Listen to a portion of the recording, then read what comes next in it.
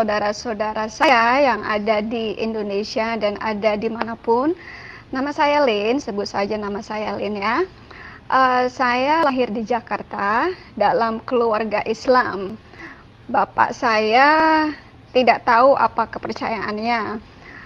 Ibu adalah keluarga yang ketat dengan Islam, tapi nenek saya adalah dukun pengasih, jadi dia masih ada kejawennya. Tapi ibu sudah dididik sangat keras dengan Islam. Saya sudah masuk ke pengajian, belajar membaca Al-Quran ya, dari juz amma sampai ke Quran besar. Saya 2 kali khatam, tapi 2 kali khatam juga bukan berarti apa-apa. Saya tidak mengerti apa yang saya baca. Saya harus sembahyang 5 kali sehari. Kadang-kadang saya harus disuruh juga untuk sembahyang tahajud, sembahyang tarawih. Saya tidak boleh stop ya, nggak boleh males. Puasa saya nggak boleh berhenti kecuali kalau menstruasi aja. Itu saya sangat diperhatikan oleh mama saya yang ketat agama Islamnya. Tapi banyak pertanyaan-pertanyaan di dalam hati tentang Islam yang tidak pernah terjawab sampai saya menemukan Kristus. Pertanyaan yang simple aja ya, saya ada tetangga orang Kristen namanya Tante Natalie ya. Suaminya kalau nggak salah namanya Anthony. Saya lihat Tante Natalie ini selalu senang, selalu bahagia, kayaknya selalu gembira, tidak pernah sedih, selalu bernyanyi-nyanyi ya. Om Anthony juga orangnya pendiam, tapi selalu welcome sama kita. Kita anak kecil-kecil ya, kalau main di emperan di depan rumah dia tuh, kita bikin berisik ya. Kita suka bilang, shh, jangan berisik, nanti Om Anthony denger. Tapi Om Anthony nggak marah. Dia malah buka pintunya untuk kita masuk, nonton TV bareng-bareng gitu. Itu yang saya nggak habis pikir, padahal kita semua ya seluruh tetangga itu nggak ada Islam yang suka sama dia. Istilahnya kalau di depan dia sih kita muji-muji ya, baik-baik, tapi di belakang Tante Natal itu kita nggak suka sama dia karena dia Kristen. Selalu bilang, oh jangan deket-deket rumah Tante Natalie, ntar kamu jadi Kristen. Masuk rumah Tante Natalie aja itu nggak boleh. Jangan masuk rumah Tante Natalie, nanti kamu jadi Kristen. Jangan masuk, pokoknya kalau disuruh masuk nonton TV di luar aja, jangan masuk dalam. Itu rumah orang Kristen, rumah najis, rumah haram, jangan masuk. Jadi kita agak-agak, anak kecil nih agak-agak gimana ya, sebelah pihak disuruh nggak boleh masuk, tapi di pihak lain, Tante Natalie baik banget, ada kue, ayo nih ada kue, masuk, ayo masuk. Jadi kita namanya anak kecil ya, kita masuk, nonton TV bareng, makan kue bareng, tapi kita mesti buru-buru keluar nih, nanti kalau mama kita nyari kita ketahuan di rumah Tante Natalie bisa dimarahin. Itu jadi saya ngaji dari umur berapa itu? Umur 9 tahun ya. Dari umur 9 tahun sampai saya SMP, lulus SMP mungkin. Karena banyak pertanyaan yang saya pertanyakan itu di Islam tidak pernah terjawab ya. Jadi saya mulai agak-agak mencari-cari bagaimana caranya supaya saya tahu Islam ini yang sebenarnya apa. Lalu saya punya teman dekat ya, SMP, saya kasih nama aja ya, namanya Sarjono. Dia datang ke rumah saya, ngajakin saya ikutin pengajian. Dia bilang, oh ini pengajiannya kita bisa mengerti Al-Quran, kita ngebahas Al-Quran. kamu pasti suka deh gitu. Ya udah, kita ikutan. Saya make a deal sama dia, ya kita ketemuan di halte somewhere, terus kita ke tempat pengajian ini, ya. Saya kan hafal tuh wilayah daerah Jakarta Selatan karena saya liburan ke situ. Itu di daerah Lenteng Agung, ya, dekat dengan rel kereta api, rel kereta api di Lenteng Agung. Terus kelihatannya seperti kos-kosan mahasiswa gitu. Makanya saya tanya, ini kos-kosan anak kuliahan ya? Terus dia nggak jawab secara detail, cuma bilang, ya lihat aja nanti, kita nunggu ya, lama banget itu, tapi nggak sampai jamuran sih, cuma panas aja. Terus ada pintu dibuka. Pintu dibuka, kita disuruh masuk, silakan masuk.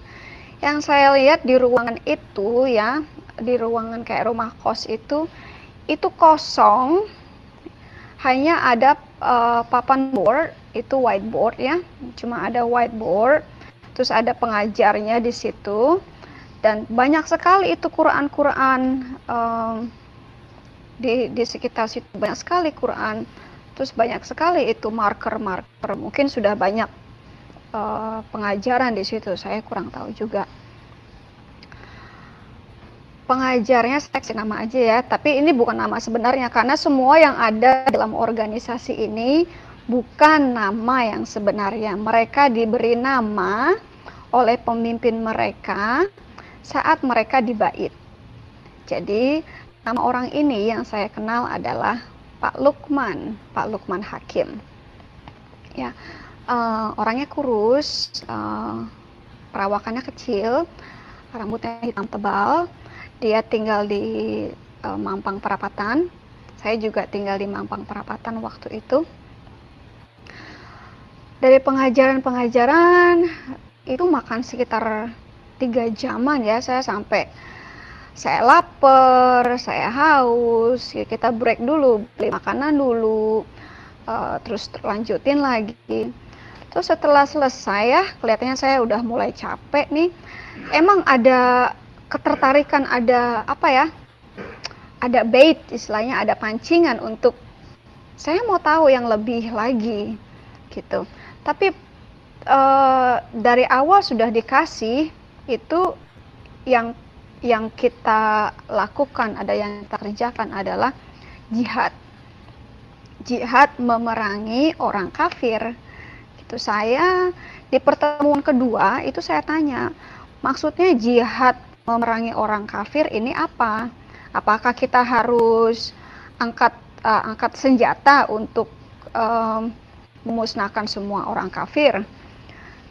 Si Pak Lukmannya bilang, oh itu nantinya kita akan ke situ, tapi yang sekarang kita adalah akidah dulu nih, menguatkan akidah anti dulu nih. Di sana kita panggilnya kayak orang Arab ya, anti, antum, umi, abah, abi, begitu bilangnya.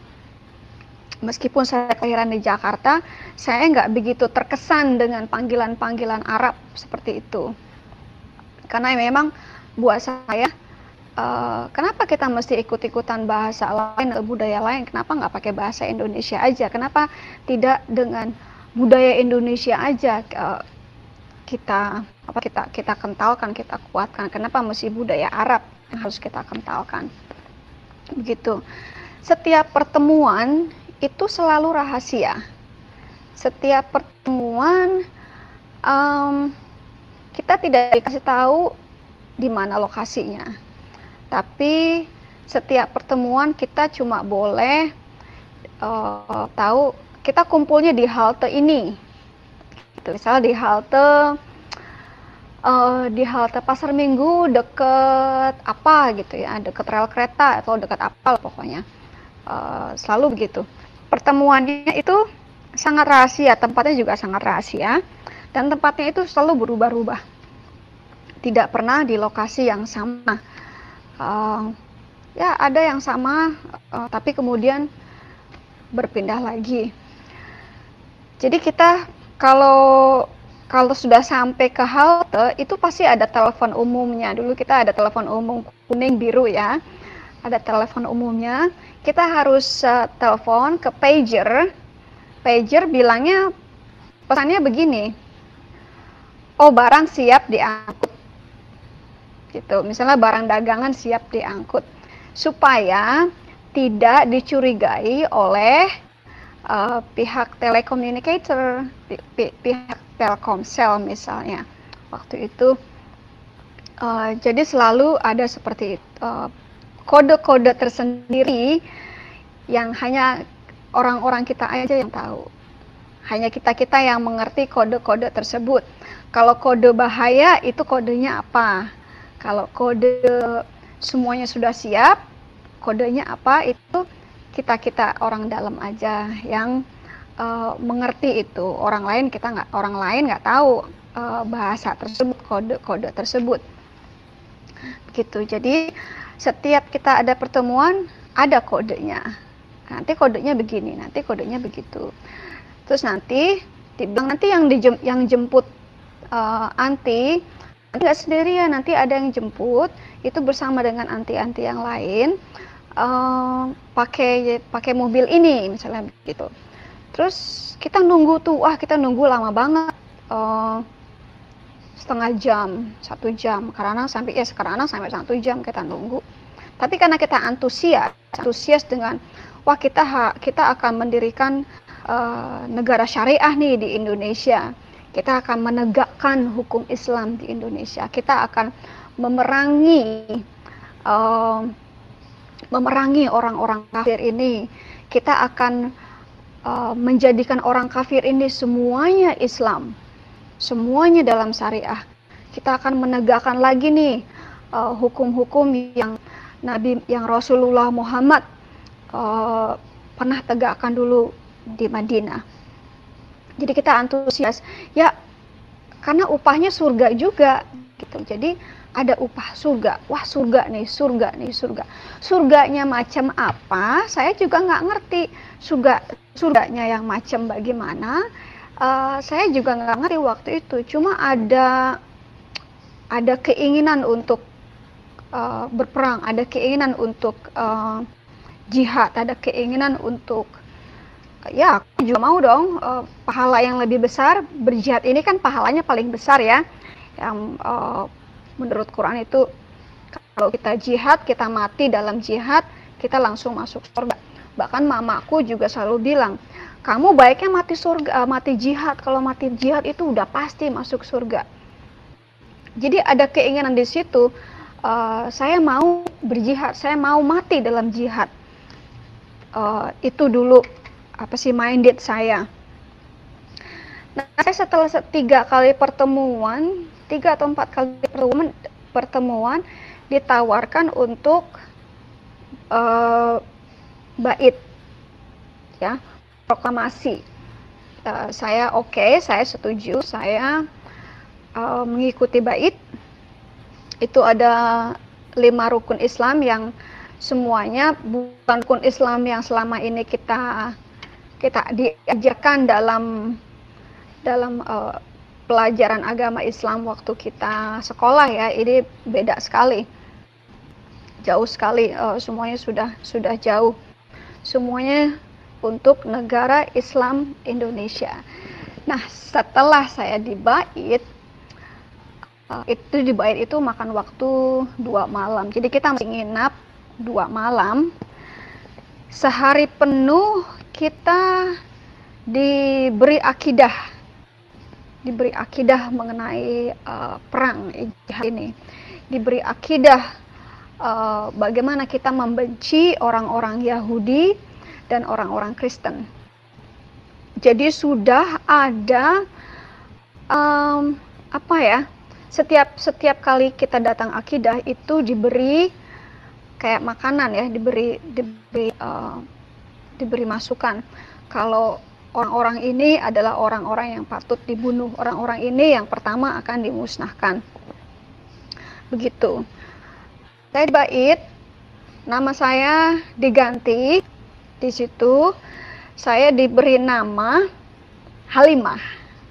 Jadi boleh panggil saya Lindsay Murtad karena saya ya sebenarnya waktu itu keluar dari Republik Indonesia masuk ke negara Islam Indonesia, tapi setelah itu saya murtadnya benar-benar keluar dari semuanya. Saya dipanggil Lindsay Murtad, saya dipanggil Lindsay Halimah, apapun lah, di dalam lingkungan NI itu saya dipanggil Halimah, Lindsay Halimah.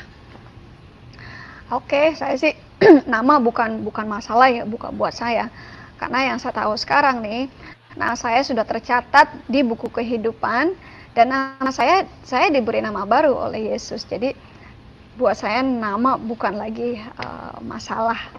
Kalau sekarang di hidup, nama di sini hanyalah untuk kerja dan social security, itu aja. Saya sudah di Bait, saya udah mulai aktif. Ya.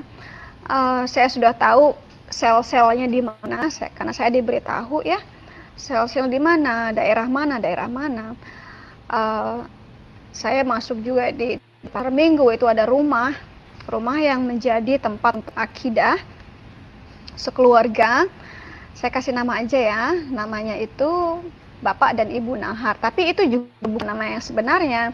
Itu adalah nama pemberian dari mereka, dari orang NI ini. Nama sebenarnya mereka itu saya juga nggak tahu. Kita nggak ada yang tahu nama sebenarnya. Kecuali kalau kita pernah dekat ya sebelum masuk NI, jadi saya tahu. Itu ada level-levelnya, level pemerintahan. Misalnya kalau awal-awal ya kita cuma umat biasa aja, umat biasa, laskar biasa aja. Tapi kalau sudah lama, kalau sudah mempunyai banyak member, itu dinaikkan menjadi Musa.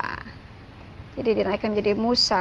Kalau sudah membernya sudah banyak lagi, sudah meluas ya, sudah lama juga, akidahnya makin mateng, naik lagi ke Abraham, naik ke Ibrahim, itu naik lagi nanti ke Nuh, naik lagi ke Hud. Habis itu ada Adam ya.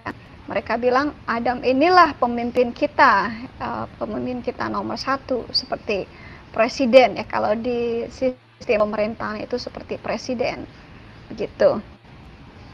Nah, dalam pemerintahan itu selalu ada 2 orang. Jadi yang satunya, kalau di sini misalnya RT jadi wakil RT gitu, Pak Lurah jadi wakil Lurah, Pak Camat jadi wakil Camat, Pak Gubernur ada wakil gubernurnya. Jadi seperti itu, sama sistem pemerintahannya itu sama seperti sistem pemerintahan negara-negara sekuler gitu. Administrasinya juga mirip ya, sama persis dengan administrasi di negara Indonesia atau di negara sekuler. Sistemnya sangat rapi dan sangat rahasia, detail dan sangat dalam, dan mereka kaya loh. Mereka bilang mereka sudah memiliki dana yang sebenarnya bisa mengambil alih Indonesia. Dari jumlah dananya aja mereka bilang begitu. Yang mereka belum punya adalah jumlah umatnya. Jadi saya tidak tahu apakah sampai sekarang masih ada atau sudah hilang, karena teknologi kan berubah. Saya nggak tahu bagaimana. Tahun 98 itu ya, waktu kejadian bulan Mei, mungkin ada yang ingat ya, kejadian bulan Mei tahun 98 itu ada riot di Jakarta, perusuhan, penjarahan, pembakaran ya, bahkan banyak yang diperkosa perempuan-perempuan, cewek-cewek Chinese ya, yang cewek-cewek Kristen itu banyak yang diperkosa. Karena di luar dari NI, di luar dari pergaulan saya dengan orang Islam, saya juga banyak bergaul. Saya punya banyak teman yang non-Islam. Saya banyak teman orang Kristen dari luar. Karena pergaulan saya yang luas. Ada juga teman-teman Yahudi. Oh, itu saya banyak sekali teman.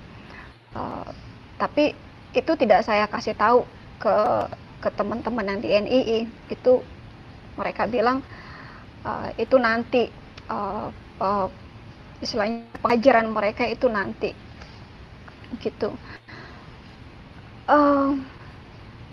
Saya mau ekspresinya gimana ya, ada rasa galau ya waktu kejadian Mei 98 itu.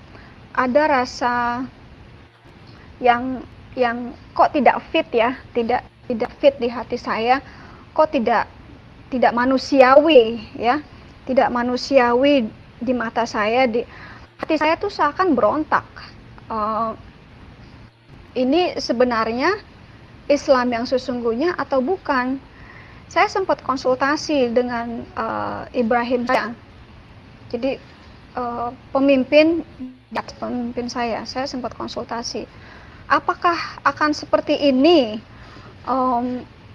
yang akan kita kerjakan nih ya, seperti penjarahan, pembakaran toko-toko Cina, usaha-usaha Cina, bahkan pembunuhan orang-orang Cina atau penganiayaan orang Cina.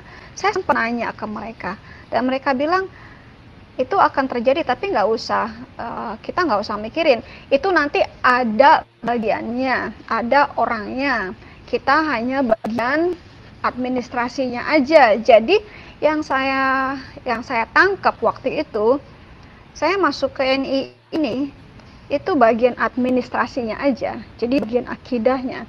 Nah, bagian laskarnya, bagian yang apa sih kiranya pembelaan diri, peperangan, angkat senjata, angkat pedang, itu lain lagi. Jadi tugas jihad saya adalah jihad politik. Jadi saya bertempur dengan politik. Jadi bagaimana saya mempengaruhi orang dalam politik saya. Saya agak, oke, jadi saya nggak ikut campur ya. Tapi masih ada di hati saya yang terganggu ya. Well, oke, saya nggak turun dalam berperang, tapi saya ikut campur dalam jam strategi. Jadi istilahnya saya tetap aja ikut campur dalam darah ini, pertumpahan darah ini. Saya sempat merenung, waktu kejadian bulan Mei itu, saya baru selesai akidah. Di Srengseng Sawah. Saya waktu itu ada di Pasar Minggu bersama dengan teman saya ini, yang teman SMP, nama sebenarnya ini saya kasih nama sebenarnya, namanya Sarjono. Dia tinggal di Pondok Kelapa, Jakarta Timur. Ya, saya waktu itu pakai jilbab. Tapi pas saya masuk ke dalam bus itu ya, bus di Pasar Minggu, itu semua mata itu tertuju kepada saya. Ini mata yang cowok-cowok nih tertuju kepada saya. Kenapa mereka tertuju kepada saya? Pertama, karena saya Chinese, ya. Mereka melihat, wah ini ada Cina nih masuk ke bus, tapi kok pakai jilbab, berarti ini Cina Islam. Mereka nggak ganggu saya, mereka cuma ngeliatin aja, perhatiin saya aja. Oh itu saya duduk di belakang, kayak preman, saya demennya duduk di paling belakang, gitu. Saya ada rasa deg-degan juga waktu itu, tapi saya tetap berharap saya dilindungi, saya nggak kenapa-napa. Saya pulang dengan selamat. Saya mikir, setelah sampai rumah itu saya berpikir, saya bertarung. Dalam pikiran saya itu saya bertarung. Setelah itu mama saya, karena saya kan nggak tahu Islam itu seperti apa, pendalaman Islam itu seperti apa. Karena di dalam NII itu tidak diwajibkan untuk sholat 5 waktu. Tidak diwajibkan untuk sholat ini itu. Begitu. Jadi saya sempat ngomong ke mama saya, ini saya ada pergumulan nih, pergumulan hati, pergumulan pikiran. Apakah saya mesti keluar dari organisasi ini, atau saya mesti tinggal dan meneruskan jihad saya? Mama saya juga sebenarnya kurang mengerti, cuma emang harus ngaji, udah itu aja. Mama saya bilang, lu cobalah sholat tahajud aja lu, begitu. Padahal menurut Pak Yasin bilang bukan sholat tahajud sebenarnya, tapi sholat sholat yang lainnya, saya nggak ngerti, saya lupa itu namanya. Ya udah, saya sholat jam 2 pagi waktu itu saya bangun ya, dengan niat saya meminta petunjuk, saya diberikan, paling tidak diberikan suara, diberikan inspirasi, diberikan sesuatu yang saya bisa mengambil keputusan. Saya sudah sholat, saya bangun jam 2 pagi, saya baca Al-Fatihah, saya bahkan baca surat Yasin, panjang kan surat Yasin itu, saya ngaji, jadi jam 2, saya baca surat kursi, apapun saya baca, saya sholat lagi, saya baca kursi lagi, sampai kiranya sudah mendekati subuh, saya tidak mendengar apapun, saya tidak merasakan apapun, cuma capek aja, jengking tunggang-tungging, berkali-kali, capek, ngantuk, kesel juga.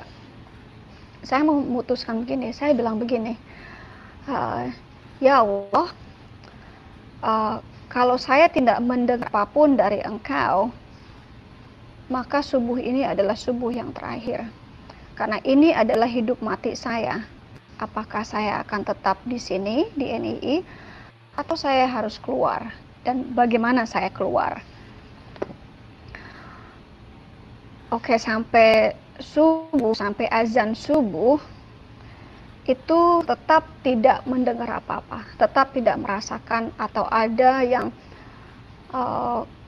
menginspirasi saya. Apakah saya keluar, ataukah saya tetap di sini? Lalu saya bilang begini, dengan kesel nih, saya kesel banget. Saya bilang gini, hei Allah, kalau sampai subuh ini, akhir sholat subuh ini, saya tidak mendengar apapun dari kamu, kamu tidak menunjukkan siapa kamu tidak memberikan jawaban pertanyaan saya, maka subuh ini adalah subuh yang terakhir bagi saya untuk menyembah kamu. Saya kasih kesempatan sampai subuh saya. Lalu saya sholat subuh, ya, masih berdoa meminta, nunggu, tetap tidak ada jawaban, tetap tidak ada inspirasi. Akhirnya saya bilang gini, ngomongnya saya itu ngomong agak keras, ngomong agak kasar, bukan dalam hati lagi, bukan pelan-pelan lagi ngomongnya, saya ngomong kasar. Hei Allah, dasar lu mah bukan Tuhan, jawab lu nggak kasih. Ini adalah subuh terakhir gue nggak mau lagi berhubungan dengan Islam, gue nggak mau lagi ngaji, gue nggak mau lagi sembahyang, gue nggak mau lagi ada hubungannya dengan Islam. Pokoknya hari ini adalah hari terakhir gue menyembah lu. Udah saya fokus. Mama saya sampai bangun. Ini kamu apa sih ribut-ribut, marah-marah? Saya cuekin aja mama saya kembali tidur. Karena saya waktu itu kerja siang. Saya kembali tidur.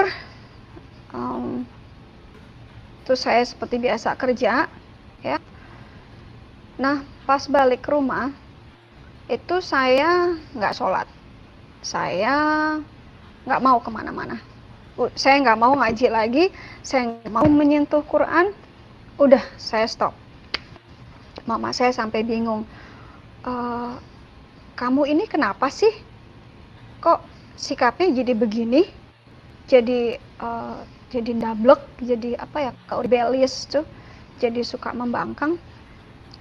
Terus akhirnya aku bilang sama mama, "Ma, saya sudah memutuskan keluar dari Islam." Saya bilang gitu. Saya nggak mau lagi sholat, saya nggak mau lagi berhubungan dengan Islam, saya nggak mau lagi ngaji. Pokoknya saya udah nggak mau apapun yang dengan Islam. Oh, mama saya kaget. Mama saya kaget dan nangis, ya. Dia cuma bisa nangis. Dia bilang, "Kamu itu kok kejam banget sih, mau kamu jadi orang kafir? Kenapa kamu mau jadi orang kafir? Orang kafir itu masuk ke neraka. Nanti mama gimana kalau gak ada yang ngedoain mama?" Saya kan orangnya gampang menggampangkan sesuatu, ya. Aku bilang, ya udah mah, kalau nggak ada yang doain mama, suruh tetangga aja yang doain, karena saya nggak akan berdoa, saya bilang gitu. Oh, bukannya bikin mama berhenti nangis, jadi nangisnya makin kencang. Papa lagi nggak ada, papa lagi kerja waktu itu. Oh, makin jadi mamaku tuh mukanya bengkak. Sampai dia nggak buka warung. 2 hari dia nggak buka warung, sakit dia. Saya tetap urusin mama, saya tetap sayang sama dia, ya. Terus itu orang-orang dari NII itu selalu datang ke rumah, itu selalu nyamperin saya, mau menjemput saya. Pokoknya apapun itu mereka maunya menjemput saya untuk kembali ke akidah. Saya kabur-kaburan waktu itu. Saya bilang sama mama, kalau si Juno datang atau si Rohim datang atau Panahar datang, bilang aja mama nggak tahu saya di mana, atau saya kerja atau sibuk. Mereka sempet loh minta tahu di mana kerja saya. Mama saya sempat dipaksa sama mereka, ya. Saya nggak tahu bagaimana caranya, bagaimana apa yang mereka katakan ke mama saya. Tapi mereka pernah datang ke tempat saya kerja. Dalam hati saya, loh, dari mana mereka tahu saya kerja di sini? Begitu. Terus pulangnya, mereka mau ajak saya langsung dari kerja ke akidah. Saya bilang, saya capek, saya mau pulang, saya ngantuk. Lain kali aja, ya. Lain kalinya kapan nih, Umi? Lain kalinya kapan nih? Anti sudah absen lama sekali, sudah tidak pernah datang. Saya bilang, saya nggak mau denger urusan ini, saya mau pulang, saya capek, udah. Lalu saya pulang, saya ambil taksi pulang. Terus saya tanya ke mama, "Mak, si Rohim itu datang saya kerja, mama tahu ya di mana saya kerja?" Terus akhirnya mengaku, terus nggak enak mama, si Rohim itu di sini sudah berjam-jam, dari pagi sampai siang itu nungguin kamu, terus sore datang lagi nungguin kamu. Ya udah mama kasih tahu di mana kamu kerja. Itu mengakibatkan saya mesti keluar kerja dari situ, ya. Saya mesti kerja di tempat lain lagi. Itu akhirnya saya memutuskan, "Mak, saya mau kos sendiri, ya."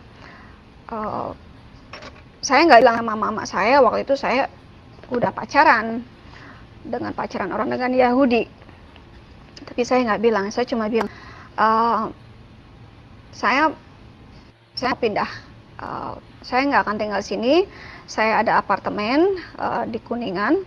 Waktu itu saya tinggal di Kuningan, depan supermarket besar, ya. Saya lupa namanya itu, bekas stadium juga, dekat dengan stadium. Saya tinggal di situ, namanya kalau salah di Genteng Ijo, Genteng Ijo apartemen. Nah, kalau masuk situ kan harus ngelewatin satpam, ya. Kalau saya nggak kasih daftar ke satpam, siapa yang mau datang, itu nggak bisa masuk. Jadi saya merasa aman di situ. Saya tinggal di situ cuma sebentar, tapi saya selalu jenguk mama. Mama bilang, si Rohim datang, si Panahar datang, itu datang terus. Jadi saya merasa saya nggak bisa kemana-mana. Terus akhirnya saya ngomong sama cowok saya waktu itu, ya cowok saya bilang ini saya dikejar-kejar dengan mereka. Terus selalu saya ditawarkan gini, ya udah kalau gitu kamu sekolah di Singapura, saya yang kasih biaya tempat tinggal, kamu nggak usah khawatir. Mereka ada apartemen waktu itu, apartemen dari keluarganya. Jadi saya setuju, saya sekolah di Singapura. Itu saya sekolah diam-diam, saya nggak kasih tahu mama, saya nggak kasih tahu orang tua. Jadi saya kabur begitu aja. Handphone saya tinggal di rumah, saya tinggalkan. Saya pergi aja. Apartemen juga saya tinggal, saya tutup apartemen. Istilahnya saya nggak tinggal di situ lagi, saya pindah ke Singapura. Tapi ada perasaan bersalah karena saya nggak kasih tahu orang tua. Saya telepon ke rumah, ternyata bapak di rumah sakit. Jadi saya memutuskan untuk pulang. Biar bagaimanapun juga, saya tetap sayang sama orang tua saya. Jadi saya pulang waktu itu dari Singapura. Padahal saya mau ada tes waktu itu, tes pertengahan, tes akhir semester. Tapi saya pikir sudahlah, saya bisa lagi kuliah somewhere someday, gitu ya. Orang tua saya pulang, bapak saya di rumah sakit. Terus saya minta maaf itu sama bapak karena nggak bilang. Mama juga nangis. Itu kamu kemana? Handphone ditinggal di rumah, apartemen nggak, orang satpam bilang kamu udah nggak tinggal di sini. Mama bingung mau cari kemana. Mama pikir kamu sudah diculik sama orang-orang itu, sama orang-orang NII. Mama pikir kamu sudah diculik, mama pikir kamu sudah nggak ada. Terus saya bilang, maaf deh mak, saya kabur nggak bilang-bilang. Saya bilang, mak saya di Singapura, saya ke Singapura waktu itu. Akhirnya saya bilang ke mama saya soal cowok saya ini, cowok saya ini orang Belanda. Mama saya kaget, kamu ke Singapura? Kamu ke Singapura? Iya mak, saya ke Singapura. Saya tunjukin paspor saya. Saya tunjukin paspor saya ke Singapura. 6 bulan. Saya bilang saya itu lagi mau menghadapi ujian akhir, tapi karena bapak sakit, aduh perut saya bunyi pagi-pagi ini belum sarapan. Saya pulang, saya bilang gitu. Ya udah akhirnya, karena saya merasa dikejar-kejar, karena saya juga banyak teman-teman ya orang bule ya, kebanyakan bule Yahudi. Itu jadi saya mulai kabur ke Hong Kong, mulai ke sini, mulai ke situ. Bilang dia itu diteror hampir setiap hari. Rumah itu ditongkrongin setiap hari sama mereka. Ya, bukan hanya ditongkrongin aja, ternyata mereka juga sudah memata-matai sekeliling rumah saya. Di tetangga-tetangga ya, di blok-blok, di apa sih namanya, di gang-gang itu ya, yang mau masuk ke rumah saya, itu sudah banyak orang yang mengintai. Jadi mungkin kapanpun saya pulang, itu mereka akan kasih tahu. Kasian mama saya waktu itu, dia stres. Akhirnya ya saya buat undian lah ya, undian siapapun yang menikahi saya, yang bersedia menikahi saya akan ikut, saya akan pergi, saya akan nikahi sekarang, saat itu juga. Jadi saya ketemu dengan cowok ini, cowok Amerika, Jerman dari Amerika. Kita ketemu, itu kita ketemu 2 hari ya. kita ketemu hari Kamis, hari Sabtunya itu kita nikah. Cepet ya, kilat. Jadi kisahnya begini, kita Kamis, saya jemput dia di airport ya. Kita langsung apply untuk surat nikah. Terus Pak penghulunya bilang gini, oh mesti Islam dulu nih baru bisa nikah gitu. Terus bilang oke deh, kita berdua masuk Islam lagi. Jadi hari Jumatnya itu saya dan calon suami waktu itu kita mu'alaf, kita masuk Islam. Saya masuk Islam lagi, resmi di situ saya masuk Islam lagi. Saya mengucapkan syahadat lagi, mantan suami juga maksudnya calon suami waktu itu juga mengucapkan syahadat lagi. Sudah resmi, kita dua-duanya dapat sertifikat mu'alaf ya. Oh, mama saya seneng banget karena saya sudah Islam lagi waktu itu. Waktu itu mama saya sudah sakit, sudah jatuh sakit. Jadi separuh badannya itu yang sebelah kanan tidak berfungsi, ya, tidak berfungsi, lumpuh separuh. Tapi saya bisa lihat mama saya senang saya menikah. Itu proses pernikahan itu saya negosiasi dengan Pak Penghulu, ya. Saya tahu atasan penghulu ini siapa. Terus kita negosiasi lewat telepon. Dia bilang, Bu, ini saya bisa nikahin Ibu minggu depan. Saya minta 5 juta. Dia minta 5 juta untuk nikahin saya dengan suami. Saya bilang gini, Pak, emangnya uang bisa dikubur dari tanah ya? Bisa digali dari tanah? Saya bilang, saya tahu atasan Bapak, sekarang ini juga saya bisa telepon atasan Bapak, dan hari ini juga Bapak dipecat. Saya bilang gitu. Oh, jangan Bu, jangan begitulah Bu. Ya udah, kita negosiasi aja. Akhirnya negosiasi, kita setuju 1 juta. Oke, 1 juta ya Pak ya, 1 juta. Tapi dia bilang, tapi jangan bilang siapa-siapa ya Bu ya. Udah, gimana kalau besok Bu kita nikahkan? Saya oke, sip. Jadi hari Jumat saya teleponan sama penghulu, hari Sabtunya kita nikah. Ya, kita dinikahkan di situ. Saya cuma pakai baju kemeja putih.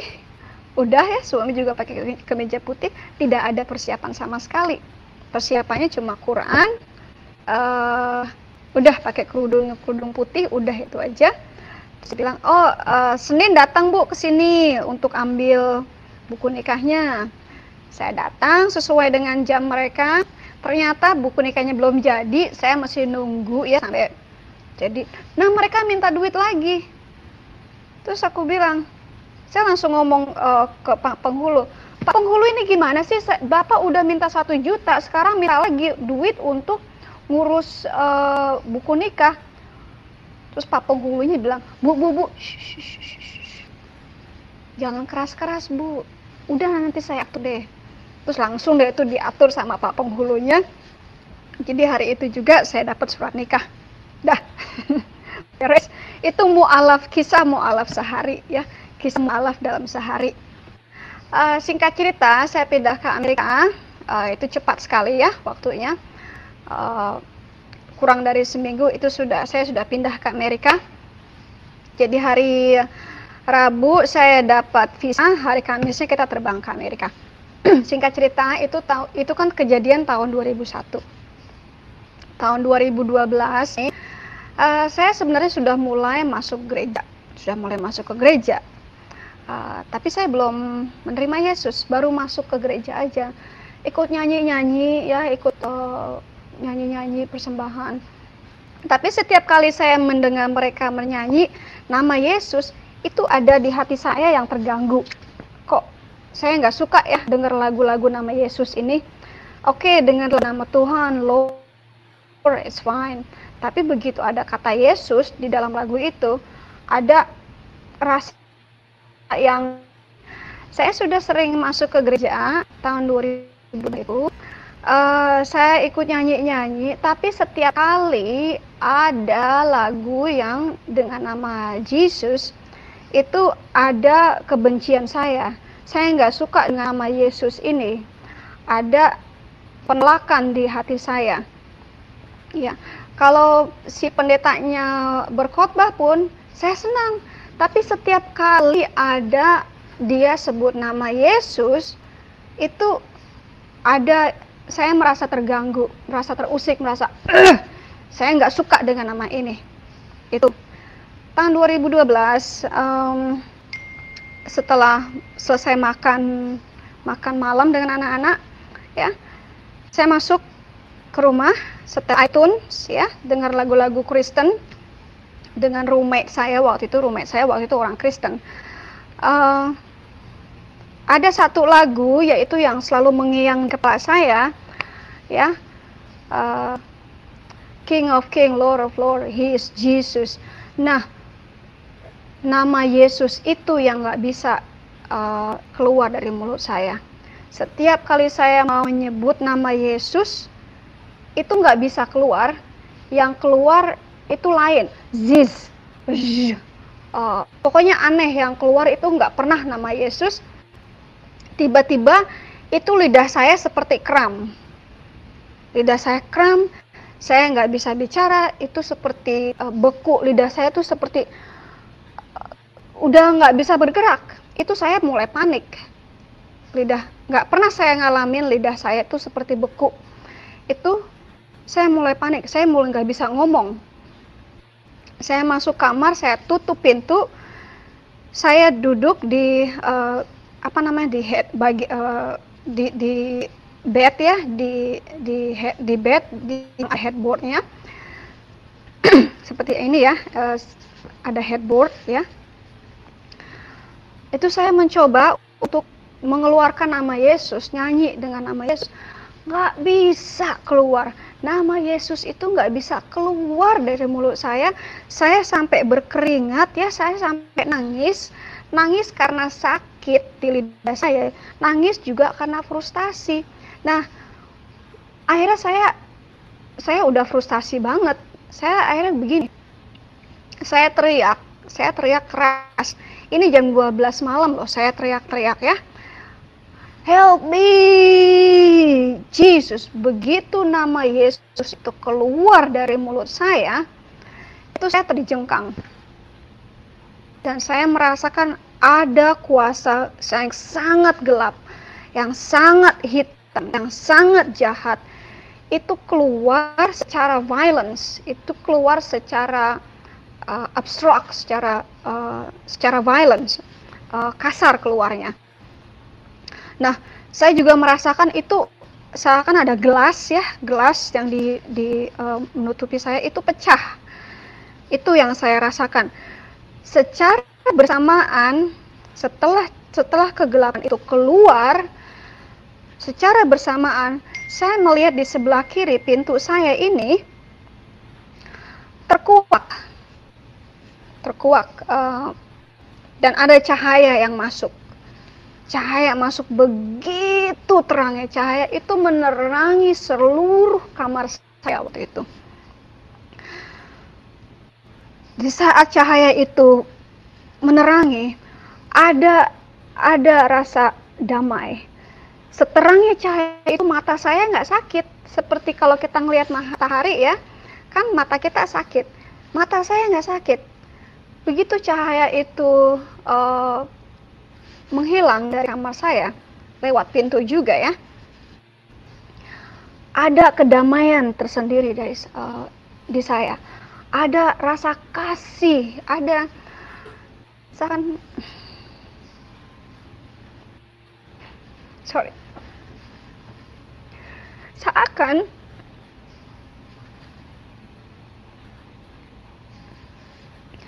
seakan ada yang memeluk saya waktu itu. Pelukan yang tidak pernah saya temukan, yang tidak pernah saya dapat, kasih yang tidak pernah saya dapat, damai yang tidak pernah dapat saya dapat malam itu. Lalu saya lihat, saya sadar kalau pintu saya terbuka separuh.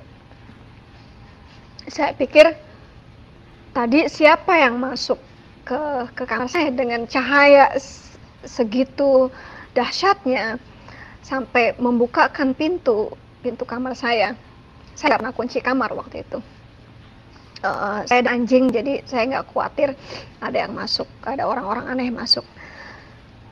Saya tertidur dengan iTunes yang masih bernyanyi di dapur. Saya tertidur dengan kasih, dengan air mata yang masih mengalir. Saya ketiduran. Itu rasa yang dahsyat, yang sangat dahsyat. Itu pelukan yang sangat dahsyat. Paginya saya mulai mau kerja lagi. Saya ceritakan hal itu ke roommate saya, namanya Joanne. Saya ceritakan ke dia. Dia cuma bilang gini aja, I'll call you later. Udah gitu aja. Ya. Jam 4 dia telepon saya di cellphone. Saya keluar kerja kan jam 5 ya. Tapi saya minta izin sama bos untuk bisa keluar jam 4.30. Jadi saya bisa sampai rumah jam 5. Oke, dia setuju. Saya keluar jam 4.30. Jam 5 saya dijemput. Saya lagi cari tisu nih, di sini enggak. Saya dijemput sama Joanne ke gerejanya dia. Lalu di situ ya, karena saya sudah familiar dengan lingkungan gereja, jadi tidak ada yang aneh lagi. Aduh, maaf nih Pak Ibu, hidung saya meler. Saya acara service itu pendeta Joyce, dia tanya, siapa di sini yang belum menerima Yesus Kristus sebagai juru selamat dan ingin menerima Yesus Kristus sebagai juru selamat? Saya langsung angkat tangan. Saya maju ke altar ya. Saya maju ke altar, lalu saya mengikuti doa pengampunan dosa. Saya minta ampun kepada Yesus dan meminta Yesus untuk memenuhi diri saya. Itu saya bergetar, saya menangis lagi, saya nangis sejadi-jadinya di gereja, di depan orang banyak. Padahal saya anti nangis waktu itu. Lalu ibu pendeta itu meletakkan tangannya di kepala saya, dahi saya. Itu saya ambruk. Saya ambruk, lemes, itu seakan tidak ada tulang. Lalu saya dibantu dengan jemaat lainnya untuk duduk kembali ke tempat saya duduk ya. Lalu saya biasalah perkenalan dengan pendeta. Nah, perjalanan saya dengan Kristus itu dimulai dari situ. Setiap malam saya membaca Alkitab. Saya itu seakan-akan haus dengan firman. Tadi saya sudah sentil sedikit. Tahun 2011 itu saya didiagnose cervical cancer. Akhir tahun 2012 saya mesti kembali lagi ke Women's Clinic untuk melihat, untuk check up lagi. Saya minta doa kepada ibu pendeta waktu itu. Saya kasih tahu kalau saya didiagnose cancer dan saya akan check up lagi. Saya didoakan, saya ada pelepasan, didoakan cancer saya sembuh. 2013 saya mendapatkan report card klinik kalau cancer itu sudah tidak ada, saya negatif. Jadi report saya itu negatif. Begitu saya bukanya itu begini. Dalam postcard ya, saya buka. Ini saya belum melihatnya apa. Saya tetap berdoa, Lord, you say that I am healed, by your stripe I am healed. dengan bilur-bilurmu engkau bilang saya sudah sembuh. Maka aku katakan aku sembuh, dan report yang aku terima adalah report yang bagus. Lalu saya buka itu postcard. Di situ terreport negatif, reportnya negatif. Gosh, saya senang sekali. Saya menari-nari di dapur itu, menari-nari kegirangan. Saya memuji Tuhan, saya sangat girang waktu itu. Saya kasih reportnya ke pendeta saya. Jadi Tuhan bukan hanya menyelamatkan saya dari liang kubur, dari siksa kubur, dari neraka, tapi dia juga menyembuhkan saya dari cervical cancer. Itu cancer yang menjadi momok perempuan ya. Begitu. Dan selanjutnya sebenarnya masih banyak lagi keajaiban-keajaiban Yesus kepada saya. Seperti yang saya lihat, seperti yang saudara lihat, saya sekarang ada di sini. Karena ketakutan saya kabur, sekarang saya merasa damai. Bentar Pak ya. Begitu saya terima kasih, saya kasih tahu teman-teman semua, kasih tahu keluarga. Pertama yang saya dapatkan dari keluarga saya itu apa? Ancaman. Kamu sudah jadi orang kafir, kamu sudah keluar dari keluarga. Bahkan paman saya yang datang ke pernikahan saya waktu itu mengancam untuk membunuh saya kalau saya datang ke Indonesia. Begitu. Teman-teman saya yang dulunya itu baik ya, saya kan banyak bergaul, banyak teman, itu semuanya pergi, tidak ada yang stay sama saya. Bahkan ada yang bilang, saya gak mau lagi berteman sama kamu sampai kamu kembali seperti semula. Namanya Rosi, dia orang Padang, dia anak orang Padang ya. Waktu itu tinggal di Denmark. Sekarang saya tahu kabar terakhir yang saya tahu dia bercerai dengan suaminya, dan gak tahu hidupnya bagaimana. Itu mungkin balasan Tuhan, tapi saya berdoa agar Roh Kudus menjamah hatinya dan memperlihatkan Yesus kepada dia juga, dan saya berdoa agar dia menerima Kristus saat ini. Saya nggak tahu dia ada di mana sekarang. Jadi perjalanan saya dengan Kristus itu tidak mudah, banyak sekali perjuangan-perjuangan, pasti hati ya yang mesti diperbaiki. Dulunya kan saya ini orang sombong, dulunya saya ini orang judes ya, orang galak. Sekarang mereka nih teman-teman saya nih, saya ketemu teman saya juga ya dulu dari Arvisco ya, dari production house, melihat perubahan saya. Yang dulunya saya itu judes, sekarang jadi pengasih. Saya jadi pengasih karena ada Yesus di hati saya, karena ada Yesus yang hidup dalam diri saya. Semua kebiasaan-kebiasaan jelek dulu ya, itu semuanya hilang. Penyakit-penyakit yang ada pada diri saya itu juga hilang. Dulu saya sempat kena fibromyalgia. Itu sakit ya, sakit di badan seperti ditusuk-tusuk. Itu sejak saya umur 16 tahun. Tapi begitu saya terima Kristus, penyakit itu hilang. Saya tidak lagi merasakan sakit-sakit badan. Tapi karena kerja saya sekarang nih adalah kerja roh ya, berperang melawan roh. Jadi setiap hari kita doa, setiap malam kita doa. Kadang-kadang saya berpuasa 24 jam, 48 jam atau sampai 72 jam hanya dengan air putih aja, tidak makan apapun.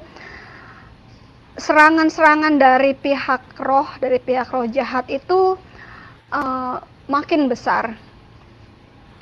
Berapa kali suami saya harus ke rumah sakit, hanya false alarm, istilahnya laporan bohong ya. Berapa kali saya jatuh sakit, saya pikir saya akan mati, ternyata hanya laporan bohong ya, hanya menghindari saya untuk mengasihi, menghindari mereka tidak si roh jahat ini tidak mau saya memberitakan Injil, tidak mau saya worship, tidak mau saya bernyanyi.